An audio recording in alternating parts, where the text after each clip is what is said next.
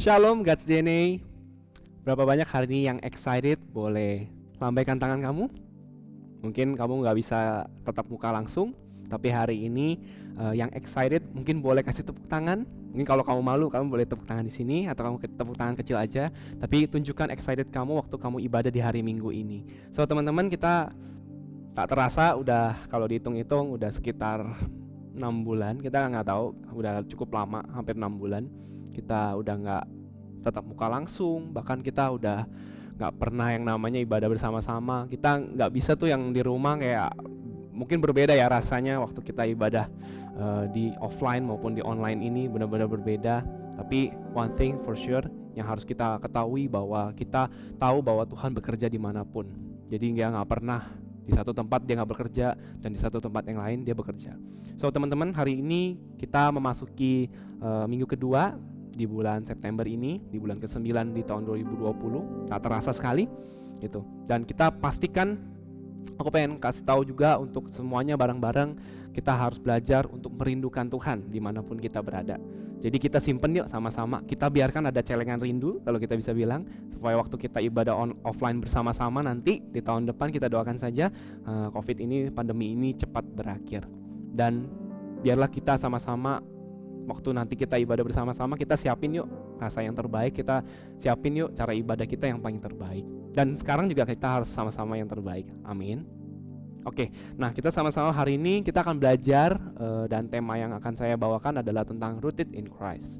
Nah, kita percaya bahwa di bulan-bulan ini kita tahu bahwa temanya itu begitu related sama kehidupan anak zaman now, zaman sekarang. Dan kita tahu bahwa di God's DNA sendiri kita memiliki 4 budaya. Yang pertama adalah radikal, relevan, rooted, and revival. Jadi kita akan bahas sama-sama ya 4 hal ini secara singkat. Nah, hari ini saya akan ngomongin tentang radikal pertama dahulu. Radikal berbicara mengenai anak-anak muda yang berani hidup bagi Tuhan, hidup dalam kebenaran untuk memberitakan Kristus. Dan yang kedua adalah relevant generation, atau generasi yang relevan adalah mereka yang aktif berkarya di dalam Tuhan, dan mereka adalah pribadi-pribadi yang memberitakan Tuhan bahkan lewat karya pekerjaan mereka. Dan yang ketiga adalah rooted generation adalah mereka yang betul-betul hidup dalam Tuhan, dan mereka yang hidup di dalam fondasi kebenaran, yaitu Kristus sendiri. Dan yang keempat adalah revival, yang artinya adalah mereka adalah anak-anak muda yang waktu mereka hidup dalam radikal, hidup dalam relevan, hidup dalam bahkan hidup rooted, mereka akan mengalami kebangkitan rohani. Bahkan dimulai dari keluarga mereka, dimulai dari dimanapun mereka berada, mereka akan mengalami terobosan dalam kehidupan mereka. Oke? Nah, jadi dari 4 hal itu termasuk dalam budaya kita, yaitu 4R. Oke? Nah, kita akan baca sama-sama. Siapkan Alkitab kalian dan catatan kalian. Kita akan baca sama-sama di Mazmur 92 ayat 14. Oke, saya akan tunggu sejenak. Mari siapkan sama-sama, kita belajar bareng-bareng hari ini untuk membahas firman Tuhan. So, pertama kita akan buka di Mazmur 92 ayat 14. Saya akan bacakan untuk kalian. Oke. Nah, kita akan baca sama-sama Mazmur 92 ayat 14. Mereka yang ditanam di bait Tuhan akan bertunas di pelataran Allah kita. Wow, saya bacakan ulang ya. Mereka yang ditanam di bait Tuhan akan bertunas di pelataran Allah kita. Nah, teman-teman, aku mau kasih tahu sedikit tentang latar belakang kenapa ada kitab Mazmur. Jadi Mazmur itu adalah kitab yang ditulis biasanya dengan nuansa, yaitu pujian sendiri. Karena sang penulis itu mengekspresikan pengalamannya bersama dengan Tuhan. Nah, kita bisa lihat di sana bahwa ternyata sesimpel itu pemazmur itu menceritakan tentang Tuhan gitu. Nah, kita akan sama-sama kita belajarin bareng-bareng di ayat ini. Kata ditanam di sini di ayat ke-14 ini dalam bahasa Inggrisnya dikatakan planted, atau kita bisa bilang sinonimnya adalah rooted gitu. Nah, planted ini adalah suatu kata yang pasif gitu, di mana mereka ditanam, mereka ditaruh gitu di satu tempat gitu. Mereka dipindahkan dari tempat yang lama menuju ke tempat yang baru gitu. Nah, artinya begini, setiap orang Kristen harus merelakan dirinya untuk pindah dari satu wadah yang lama, yaitu kehidupan kita yang lama, menuju kepada kehidupan yang baru, yaitu bersama dengan Tuhan. Begitu. Nah, kita harus tahu tujuan kita dipindahkan, kita ditanam di bait Tuhan itu adalah supaya kita bertumbuh. Bertumbuh apa? Bertumbuh semakin serupa dengan Kristus. Amin. Nah, kemudian kita sama-sama belajar. Kita juga bisa melihat bahwa artinya begini, waktu kita ditanam di bait Tuhan bukan berbicara soal gereja fisik saja. Itu bukan konteks yang diceritakan dalam ayat ini, tapi bait Tuhan berbicara soal yang namanya fondasi yang dibangun, yaitu fondasi kebenaran. Jadi waktu orang yang ditanam dalam suatu kebenaran firman Tuhan, mereka akan bertunas. Nanti kita akan bahas setelah habis ini. Nah, kita bisa setelah kita dipindahkan dari kita kehidupan yang lama, kita dulu hidupnya aneh, kemudian kita sekarang ditanam di bait Tuhan, kita mengalami perubahan. Karena waktu kita ditaruh di wadah yang benar, kita akan bisa bertumbuh dengan baik, begitu. Berapa banyak anak-anak muda yang mereka ditanam di tempat yang salah, kemudian potensi mereka yang harusnya mereka bisa A, B, C, D, E, misalnya mereka bisa jago, misalnya mereka bisa jadi dampak buat orang lain, kemudian karena wadahnya salah, karena tempatnya salah, mereka menjadi tumpul, gitu. Dan saya tidak menginginkan hal-hal itu terjadi buat setiap anak Tuhan di tempat ini. Amin. Nah, kemudian kita juga bisa belajar bahwa orang yang ditanam atau dirutit di dalam pondasi yang dibangun Kristus pasti akan bertunas. Nah, kita pelajari sama-sama bahasa aslinya dalam kata tunas sendiri. Nah, artinya tunas ini adalah bersemi. Nah, kalau kalian pernah lihat suatu bunga, kalian pasti tahu kalau bunga itu misalnya bunga lavender atau apa, aku nggak tahu. Nah, kalau misalnya bunga itu dulu masih kuncup, dia masih nggak muncul gitu ya. Biasanya dia akan ya udah kita lihatnya masih biasa aja. Tapi begitu dia bersemi, kalian bisa melihat keindahannya yang sangat dahsyat. Kenapa? Karena bunga tersebut telah bersemi. Jadi orang bisa melihat keindahannya, kekaguman mereka bisa muncul karena melihat bunga itu begitu mekar, begitu luar biasa. Nah, arti kata bertunas di sini juga kita bisa melihat bahwa artinya adalah terbang tinggi atau fly. Kita bisa melihat bahwa wow, ternyata kita bisa merasakan bahwa wow, ternyata waktu kita bertunas kita nggak cuman berjalan flat-flat aja, tapi kata terbang tinggi di sini adalah mengatakan bahwa kita akan semakin naik dan tidak akan semakin pernah menjadi anak-anak Tuhan yang berjalan makin turun. Kalau kata orang, ya udahlah, gue hidup aja sebagai anak muda yang oke, gue akan seperti air yang mengalir, ya udah, let it flow aja gitu. Nah, padahal kalau di sini kita bisa melihat bahwa cara Tuhan menyatakan kata tunas di sini adalah kamu harus terbang tinggi, kamu harus jadi anak-anak muda yang powerful. Amin. Oke. Nah, orang yang terus-menerus terbang, dia nggak cuman akan terbang saja ke atas, namun dia akan bersemi waktu dia terbang, sehingga dia akan bersinar dan banyak orang yang melihat orang tersebut. Amin. Jadi ditanam dan bertunas gitu ya, itu sangat penting sekali dalam kehidupan kita. Oke. Nah, mereka yang ditanam di bait Tuhan pasti dipupuki setiap hari dengan firman Tuhan gitu. Gak mungkin orang-orang yang ditanam di bait Tuhan kemudian dipupuki sama yang lain gitu. Contoh misalnya dalam suatu tempat misalnya ya, di rumah saya misalnya, mama saya suka banget berkebun gitu, dia suka banget tumbuhin pohon cabe, pohon apa, pepaya tiba-tiba ada. Nah, saya yakin dan percaya mama saya nggak mau gitu, dia nggak terlalu suka orang tuh mupuk-mupukin tempatnya dia. Tapi mama saya selalu sendiri, setiap pagi dia bangun jam 5 pagi, kemudian dia pasti ambil air beras, dia pupukin, dia kasih air yang oke gitu ya untuk tanaman-tanamannya. Kenapa? Karena dia memupukinya sendiri. Dan demikian juga Tuhan juga begitu luar biasa. Waktu kita ditanam di bait Tuhan, Tuhan tidak pernah membiarkan kita sendiri. Tuhan pasti memupuki kita. Itulah fungsinya. Amin. Nah, kita akan lanjut. Kita baca sama-sama di ayatnya yang ke-13. Jadi Mazmur 92 ayatnya yang ke-13 ya teman-teman. Nah, kita bisa melihat di sini, kita akan baca sama-sama. Oke, saya akan bacakan lagi. Orang benar akan bertunas seperti pohon korma, akan tumbuh subur seperti pohon aras di Libanon. Nah, kita melihat di ayat sebelumnya ya, ini kan jadi kita mundur satu ayat. Kita melihat bahwa ternyata orang benar akan bertunas seperti pohon korma, akan tumbuh subur seperti pohon aras di Libanon. Nah, kita melihat di sini bahwa ada dua hal yang saya mau sampaikan, yaitu adalah pertama pohon korma dan yang kedua adalah pohon aras. So, teman-teman, kita belajar sama-sama hari ini bahwa ternyata Tuhan menginginkan tiga hal juga dalam kehidupan kita. Dia menginginkan yang pertama adalah kita produktif. Orang yang rutit pasti produktif. Gak mungkin orang yang rutit tapi gak produktif. Nah, kita sama-sama baca ya, kita sama-sama lihat. Nah, pertama kita akan bahas pohon korma. Nah, pohon korma itu adalah buah yang lezat. Setuju nggak? Pohon korma itu menghasilkan buah korma pasti. Dan buah korma tersebut pasti menghasilkan buah yang lezat. Setuju nggak sih? Dia merupakan buah yang sangat lezat. Kenapa? Karena pohon korma ini biasanya ya, kalau kalian tahu, saudara kita suka banget makan di bulan puasa dan segala macamnya, karena begitu manis ya, luar biasa. Dan itu enak banget. Emang saya harus akuin, saya suka banget kurma gitu. Dan buah tersebut ternyata melambangkan fruitfulness atau kelimpahan atau berkat atau melimpah-limpah, fruitfulness. Yang berarti kalau kalian bisa lihat bahwa dia tuh extremely productive.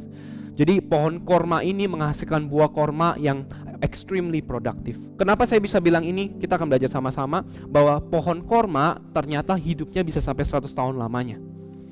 Kita belajar bersama-sama bahwa fakta menariknya ternyata bahkan justru buah terbaik yang dihasilkan dari pohon korma itu ternyata berasal dari rentangnya yang usianya antara 30 sampai 100 tahun. Coba kalian bayangin. Orang kira kalau pohon itu biasanya ya udah dia bakal menghasilkan buah yang oke pada masa mudanya mungkin. Nah, ternyata enggak. 30 sampai 100 tahun ini lama-kelamaan semakin baik seiring bertambahnya usia dari pohon tersebut. Nah, kita belajar sama-sama ya. Christians grow happier and more useful as they become older. Jadi kalian bisa melihat bahwa seorang Kristen, dia semakin lama dia bertumbuh, semakin tua justru dia semakin senang, semakin mengalami sukacita dan semakin berguna. Gitu. Jadi kekristenan kita harus semakin produktif, kita harus semakin berguna bagi banyak orang, sehingga banyak orang yang menghasilkan produk yang kita, yaitu kehidupan kita bersama dengan Tuhan. Karena percayalah, waktu kita ditanam di dalam bayi Tuhan sendiri, kebenaran itu akan semakin lama menyerap. Kita akan menyerap banyak kebenaran daripada Tuhan sendiri. Amin. Nah, selanjutnya seorang anak Tuhan harusnya makin berguna dan bukannya berulah. Karena banyak banget di antara anak-anak muda zaman sekarang, banyak yang berulah aneh-aneh. Even kalau kalian lihat di Instagram atau TikTok, saya nggak terlalu sering lihat ke TikTok kan gitu ya. Tapi saya bisa melihat bahwa ternyata semakin banyak anak-anak muda yang tidak bermoral. Mereka berulah dengan cara, contoh saya pernah lihat bahwa ada satu anak ya, dia masuk penjara sekarang, seorang pria. Nah, dia waktu itu bagi-bagi prank. Dia bilang kayak dia pengen ngasih barang, yang dia pengen ngasih makanan buat orang banci-banci yang di jalanan. Kemudian kalian bisa melihat sendiri, akhirnya aksi tersebut dikecam dan akhirnya orang tersebut masuk ke dalam penjara.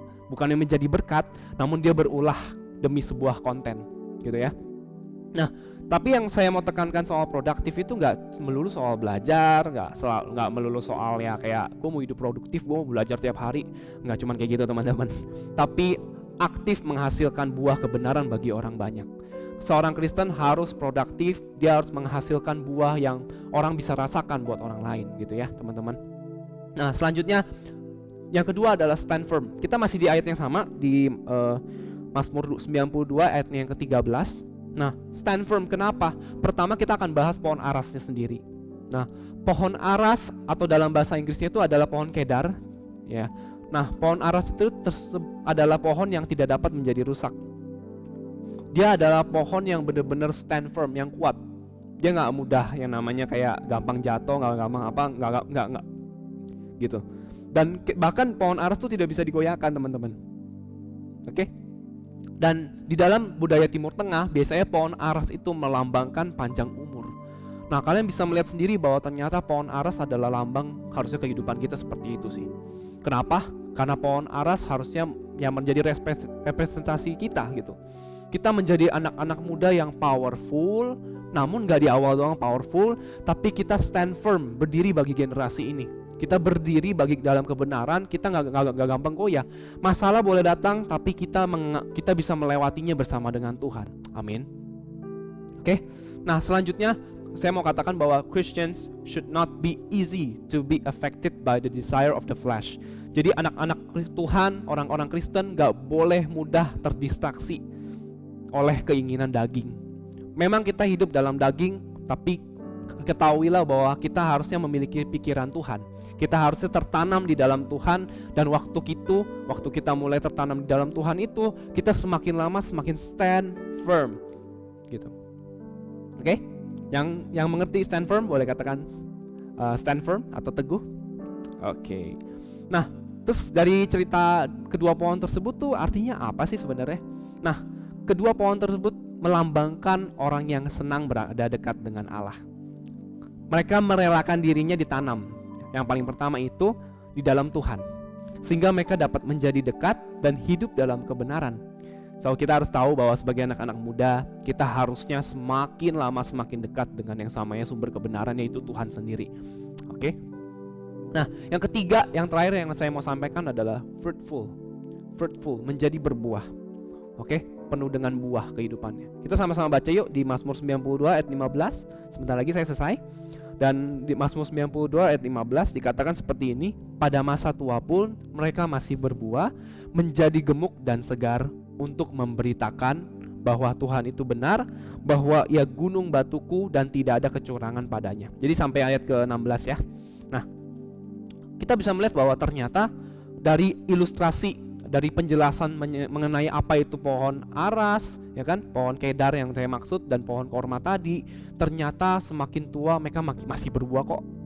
Jadi sebagai orang Kristen, semakin bertumbuh pun kita nggak boleh semakin berpikir, oh gue nggak bisa berbuah nih, kayaknya gue udahlah pas masa muda aja gue melayani Tuhan biar berbuahnya banyak. Nah, nggak kayak gitu. Kita harus percaya bahwa kita anak-anak Tuhan yang produktif, kita juga stand firm, kita juga adalah anak-anak muda yang dimana kita itu benar-benar fruitful. Kehidupan kita penuh berbuah. Masih berbuah artinya kita terus-menerus berbuah. Dan kemudian dikatakan bahwa kita menjadi gemuk dan segar. Gemuk dan segar artinya seperti ini, bahwa walaupun kita tua, tapi hati kita tidak pernah menua, karena ada firman Tuhan, ada kebenaran Tuhan yang menopang kita, sehingga kita tetap gemuk, kita tetap berlimpah-limpah dan segar. Dan apa fungsinya? Untuk memberitakan bahwa Tuhan itu benar. Lihat, fungsi kita rutin gak cuman buat diri kita sendiri, tapi waktu kita rutin, kita berbuah dan kita memberitakan bahwa Tuhan itu benar. Jadi anak-anak muda, jangan fokus sama diri kamu sendiri, jangan fokus sama membangun kerohanian kamu sendiri, tapi membangun kerohanian sesama juga. Karena orang juga butuh pemberitaan Injil itu, gitu. Dan bahwa Ia gunung batuku dan tidak ada kecurangan padanya. Jadi di dalam perikop ini, Mazmur 92 dikatakan seperti ini, bahwa Tuhan adalah hakim yang adil, gitu. Jadi di sini kita bisa melihat perbandingannya antara orang-orang yang fasik dan yang orang-orang yang benar, gitu. Dan di perikop di Mazmur 92 ayat 13 sampai 16 ini kita membahas tentang orang benar ya. Karena kalau nampaknya sepertinya kalau kita bahas semuanya nggak bakal cukup, gitu ya. Nah, selanjutnya, kita bisa melihat bahwa di poin ketiga ini, yaitu fruitful, orang-orang yang tertanam dan berakar dalam kebenaran semakin lama tuh semakin berisi, semakin gemuk, semakin segar, karena batin mereka pun berfungsi dengan baik, gitu. Batin mereka tuh, hati mereka, kerohanian mereka tuh benar-benar berfungsi dengan baik. Mereka nggak mengalami yang namanya disfungsi, kalau kalian tahu, yaitu gagal fungsi, gitu ya. Nah, semakin powerful orang-orang yang benar itu pasti akan semakin powerful, dan untuk memberitakan tentang Tuhan dimanapun mereka berada. Bahkan mereka lagi kerja pun mereka bisa menceritakan tentang Tuhan lewat kehidupan mereka, sehingga banyak orang-orang yang mengalami, wow gila, keren banget ya, kok bisa ya ada orang-orang kayak dia ya, seperti itu. Dan buahnya tuh terasa, gitu. Bahkan di dalam pelayanan gereja, pelayanan masyarakat, di keluarga, bahkan di pekerjaan kita, di sekolah kita, di kuliah kita, dimanapun kita berada, kita mengalami yang namanya penyertaan Tuhan yang luar biasa, sehingga orang bisa merasakan kita di sana. Nah, selanjutnya, jika di luar sana gak ada orang yang bisa, maksudnya gak ada lagi orang yang bisa membaca Alkitab, bahkan mereka nggak tahu Alkitab itu apa, bahkan mereka nggak pernah cari tahu Alkitab itu apa, at least kita bisa berdiri sebagai Alkitab yang hidup yang bisa memberitakan kebenaran bagi mereka. Jadi mereka percaya, mereka bisa tahu bahwa wow, Tuhan itu masih ada loh. Bagi di generasi ini, Tuhan tuh masih nyata loh, Tuhan tuh masih bekerja lah. Dan disitulah kita bisa melihat bahwa Tuhan menyertai kita, dan disitulah justru adalah kesempatan kita untuk memberitakan Injil bagi Tuhan. Oke? Nah, pertanyaan yang paling harus dipertanyakan adalah, kalau anak-anak Tuhan yang tidak pernah memberikan dampak yang nyata bagi orang lain tuh harusnya kita bingung gitu loh akan fakta tersebut, gitu. Apa jangan-jangan dasar yang dipercaya oleh dia adalah dasar yang lain, bukan Alkitab, bukan firman Tuhan, sehingga kehidupan kekristenannya bukan dilandaskan sebagai fondasi, sebagai bentuk nyata dalam kehidupan dia. Jangan-jangan orang Kristen yang seperti ini modelnya, jangan-jangan ia cuman jadikan kekristenan sebagai formalitas, bukan ajang untuk menunjukkan kualitas, yaitu kebenaran firman Tuhan yang nyata bagi generasi ini. So teman-teman, saya mau ya cerita sedikit gitu bahwa saya begitu waktu mulai kenal Tuhan, saya benar-benar waktu itu ya masih bingung ya, karena saya waktu itu masih benar-benar kayak bingung karena Tuhan ya, saya masih belum bisa mengenali Tuhan, saya belum ngerti banget soal Alkitab, maksudnya saya belum tahu dan saya belum pernah baca Alkitab gitu ya secara mendalam. Tapi pada waktu itu seorang kakak rohani saya gitu, dia benar-benar bilang sama saya, kamu siapin buku gitu, kamu siapin buku. Dan akhirnya saya melihat bahwa wow, ternyata Alkitab gak sekaku itu, dan ternyata Alkitab tuh powerful sekali gitu. Di momen saya baca, saya disuruh baca setiap hari. Waktu inget banget saya masih SMA, dan pada waktu itu setiap hari kakak rohani saya pasti bilang, kamu siapin buku, kita laporan baca Alkitab, dan kamu harus tulis rangkuman apa yang kamu dapat dari apa yang kamu baca. Jadi setiap hari saya pagi-pagi, saya bangun pagi jam 4 pagi, saya doa sama Tuhan sebentar, kemudian saya baca Alkitab 10 pasal dan saya harus tulisin. Jadi kalian bayangin itu makan waktu sekitar 2 jam. Jadi saya harus setiap hari, setiap pagi kayak gitu. Kadang capek, kadang ngerjain tugas sampai malam, tapi saya lakukan itu. Saya bener-bener saya belajar bahwa ya saya taat aja sama kakak rohani saya, dan it works gitu. Maksudnya sampai sekarang pun saya rasa bahwa itu adalah fondasi yang saya bangun bersama dengan Tuhan.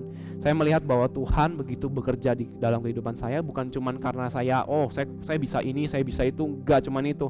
Tapi ternyata waktu saya setia dalam hal-hal yang tidak kelihatan, Tuhan mereveal hal-hal yang semakin luar biasa dalam kehidupan saya. Karena saya percaya waktu saya membangun kualitas kerohanian saya sendiri, saya tahu bahwa Tuhan akan kasih saya pekerjaan yang lebih dahsyat, dan saya dipersiapkan untuk menjadi anak Tuhan yang powerful. Saya dipersiapkan oleh Tuhan menjadi anak Tuhan yang produktif.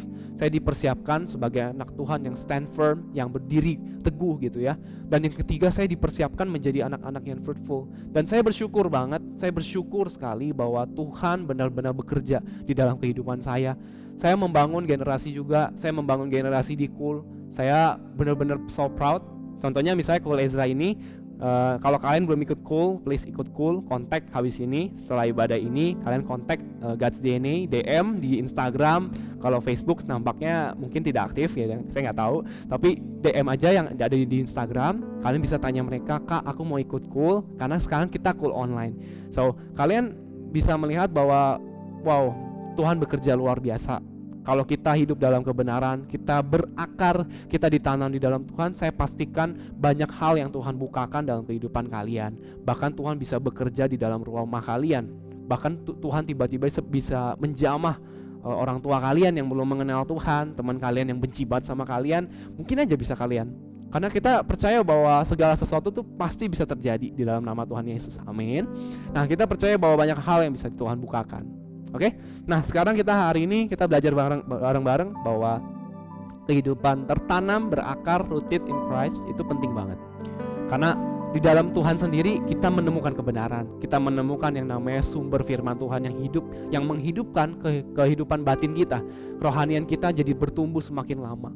Jadi kita nggak ngomongin soal gua kan udah 5 tahun ikut Cool, berarti gua udah rooted dong in Christ. Nggak, belum tentu.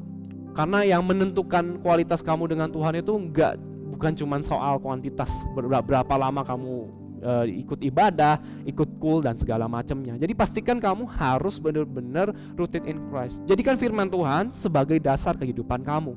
Kalau kamu mau tahu caranya main sepeda, kamu harus cari tutorialnya, cari buku panduannya untuk cara naik sepeda kan. Nah demikian juga kalau kamu mau hidup dalam Tuhan, kamu harus pastikan diri kamu bahwa kamu benar-benar membaca Alkitab. Karena itu adalah guideline yang kamu perlu baca setiap harinya. Kamu renungkan, bahkan kamu lakukan di kehidupan kamu. Dan percayalah ketiga hal tadi yang telah saya sebutkan, produktif, stand firm, dan kemudian yang terakhir adalah fruitful, kita akan menjadi anak-anak Tuhan yang powerful, memiliki dampak bagi sekitar. Amin. So sama-sama kita berdoa. Yang diberkati boleh lambaikan tanganmu di kamera, di TV, di laptop. Boleh lambaikan tangan. Wow, so amazing. Dan saya akan berdoa buat kalian semua. Oke, mari kita bersatu dalam doa. Tuhan, terima kasih Tuhan buat hari ini. Kami mengucap syukur oleh karena kemurahan Tuhan di hidup kami. Kami telah belajar Tuhan bagaimana Tuhan yang begitu baik dalam kehidupan kami. Kami boleh Tuhan dikasih kesempatan sekali lagi mendengarkan firman Tuhan. Kami belajar Tuhan untuk berakar, tertanam Tuhan di dalam Tuhan sendiri. Karena kami percaya Tuhan bahwa Engkau adalah sumber kebenaran. Karena itu kami mau mendekat kepada sumber kebenaran. Kami mau merenungkan firman Tuhan senantiasa. Kami mau jadi anak-anak Tuhan yang produktif.